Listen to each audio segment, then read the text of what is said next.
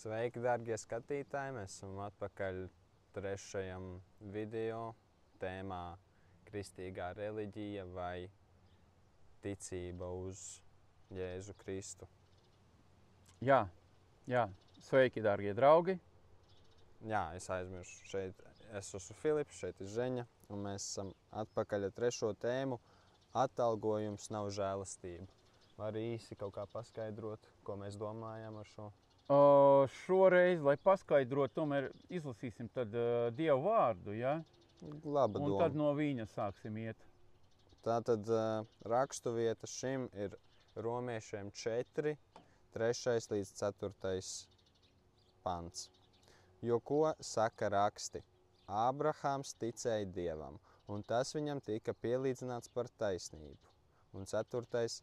bet kam ir darbi, tam alga netiek piešķirta pēc žēlastības, bet pēc nopelna. Jā, un ko te domā Pāvels, ja kādu atkal to garīgo principu, ja, kad ir divi ceļi no izpelna dzīvot un no žēlastības dzīvot. Ja, piemēram, jūs strādājat un jūs mēnesi strādājat un jums darba devējs paliek par to, kas jums ir parādā. Ja? Un ja ir algas aizturēšana, tad jūs tur brēcat viņam virsū, sakat, ka jūs uz darba inspekciju žēlosiet un tā tālāk. Ja? Jūs gribat paņemt savējo, ko patiešām jūs nopelnījāt. Ja? Tas ir taisnīgi.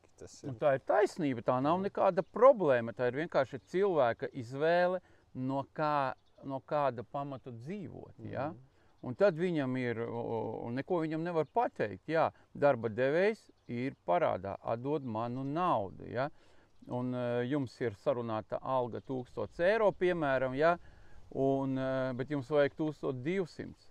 Un darba devējs patiem iedos tikai 1000, vajag 1200, un tad te vajag būt momentam, tieši finansiālā sfērā, te vajag būt momentam, žēlastības momentam. Un tad ir tā otrā puse, ja, kur ir atspoguļota 4. Kā no žēlastības mēs dzīvojam. Ja? Un te ir tas moments, mums vajag kaut kādu risinājumu, un bieži vien, kas notiek arī kristīgā vidē, mēs lūdzam nav atbildes no Dieva, un tad mēs saucam, ja būtu korekti, mēs saucam, mēs lūdzam un nav atbildes no Dieva. Un tad sākās tur, Dievs negrib, Dievs to, Dievs šito, Dievs trešo, Dievs man iedo, bet, dargais draugs, bieži vien kristietis veido, kad viņš veido attiecības ar Dievu caur izpelniem, žēlastībai nav vietas. Dārgie draugi, nesat maldos, žēlastībai nav vietas. Ja? Un tad cilvēks pielāgojas tam, ko viņš pats var no sava juridiskā pareizā pamatojuma saņemt savai dzīvei. Tas, ko es saķēru no tā, ir, ka ja mēs vēlamies, lai žēlastība un pārpilnība izpaustos, mums ir jāatstāj tas atalgojuma uzskats, kad kaut ko mēs esam, kad Dievs mums kaut ko ir parādā. Ja? Jā. Tas mums jāizmet ārā, jo, ja mēs tā godīgi paskatāmies, mēs nevaram necik daudz izdarīt, lai nopelnītu Jēzus upuri. Jā. Jo vienmēr, lai arī cik labi dzīvot, un to ir pierādījuši visi cilvēkus pasaules, ka mēs nevaram nodzīvot tādu dzīvi, kādu latiņu ir uzlicis Dievs pēc 10 baušļiem.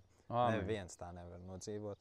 Un vienīgais, kā mēs varam saņemt pārpilnību un atbildes uz lūkšanām, nav par to, cik reizes tu dienā lūdzu, vai cik tu bībeles lapas esi izlasījis, vai cik tu esi kaķīšus pabarojis.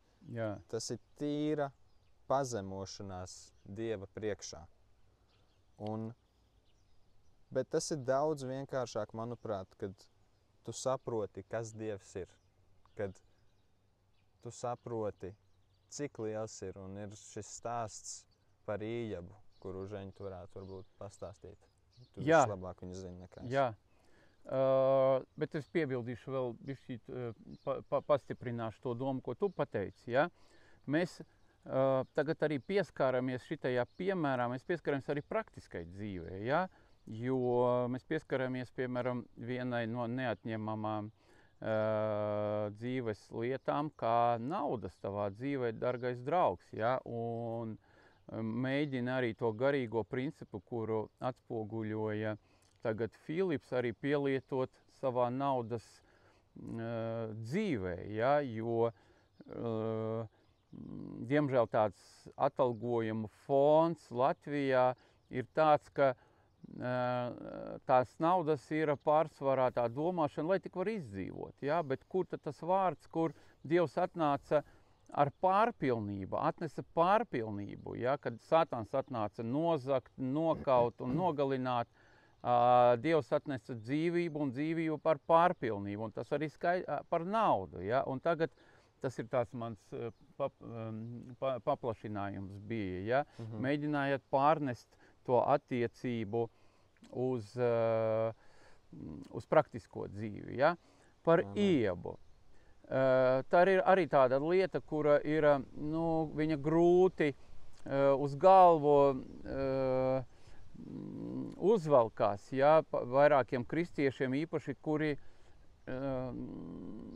dzīvo no tiem nopelniem, ja? Un tad viņiem arī izveidojās tādi meli par Dievu, kuru pamatā viņi liek to Ījaba stāstu, kad atnāca, es ātri atgādināšu, kad atnāca Sātans pie Dieva, viņš piespieda Dievu, lai viņš atļauj Sātānam ienest kaitējumu Ījabam, ja? Un tad daudzi cilvēki, viņi saka, taču Dievs to pieļāva, ja? Sātans uzprasīja, jā, viņš ir ļaunuma tēvs, bet viņš uzprasīja Dievam, un Dievs to pieļāva, ja? Un tad tajā tādā doktrīnā iznāk, ka Dievs arī ir ļaunuma izmantotājs, ja?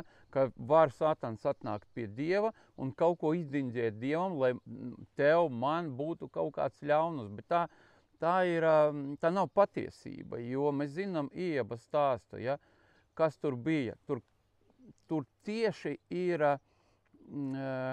visu mūžu Ījaba dzīvošana izpelnīt Dieva labvēlību no tiem upuriem, kurus viņš taisīja par dēliem, par seviem, vēl par kaut ko. Plus mēs zinām, ka Ījabs, es tagad neceros kādā pantā, viņš teica, ka man atnāca tas, ko es baidījos, ja? Un tas Ījaba izteiciens mums veido bildi par Ījaba emocionālo stāvokli. Viņš bija visu laiku bailēs, ja? Un bailēs, pienesot upurus, viņš visu laiku mēģināja attaisnoties Dievu priekšā, ja? Un viņš arī ierobežoja sevi, lai ar tiem upuriem viņš mēģināja Dieva labvēlību nopelnīt, ja? Bet kad sākās tas, kas sākās, ja? Mēs vēl zinām vēl vienu tādu pielikumu, ka caur Ādamu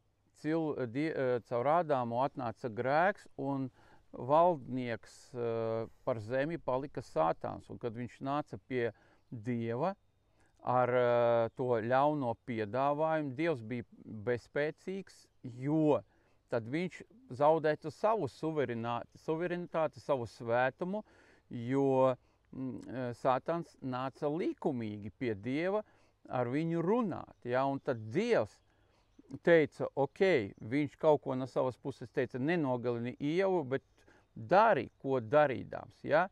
Un tad bija tie visi ļaunie. Bet turpinot to stāstu, ja, ir tas, ka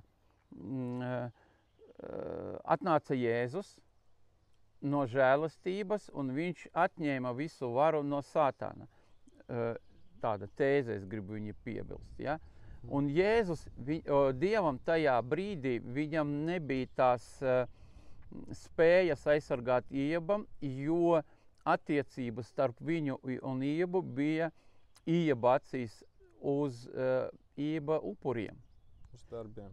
Ieba darbiem, ja? Un pēc tam tas moments atnāca, kad pa 9 mēnešiem Iebs pazeminājās Dieva priekšā un saprata, ka viņš dzīvo no žēlastības.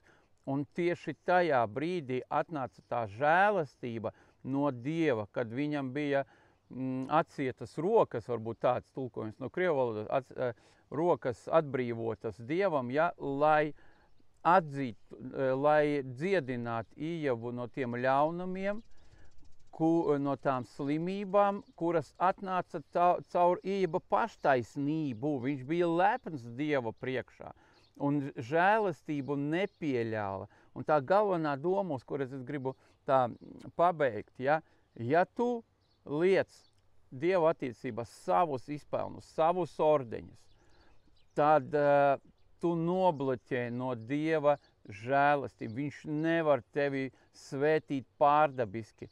Tu dzīvos tikai tos rāmjos, kurus tu pieļauj caur saviem izpelniem. Un tu dabūsi visu rezultātu no saviem izpelniem, kā es minēju to piemēru par tavu darbu. Nopelnīji 1000, saņem 1000. Gribi no žēlastības 2, primitīvs piemērs. Tā ir žēlastība. Tu strādā 1000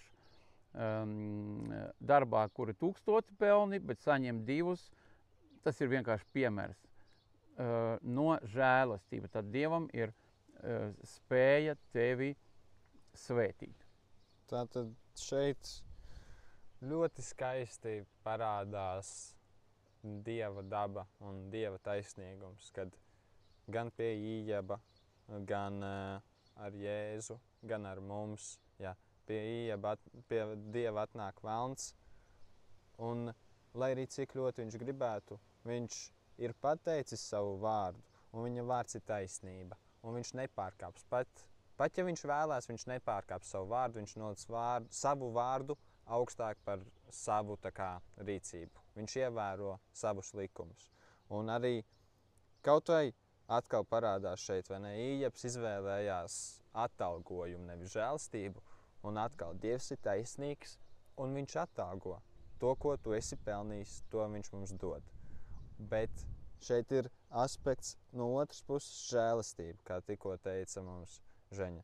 Tu strādā par 1000 eiro, tev samaksā 2, jo tā ir īstā Dieva daba, īstā Dieva griba tev. Viņš grib tev dot vairāk nekā tu esi pelnījis, viņš jau tev ir devis vairāk. Un viņš grib turpināt dot un dot un dot, jo tā ir viņa daba. Un žēlastībā tu vari pieņemt. Āmen. Izpelnos tu norobežē Dievu. Tā ir galvenā doma mūsu pārādījumam. Laikam laiks jau pagāja, ja? Jā, paldies, kad skatījies šo video. Cerams, ka tu esi sadzirdējis Dieva vārdu caur mums. Un tiekamies 4. video. Atā!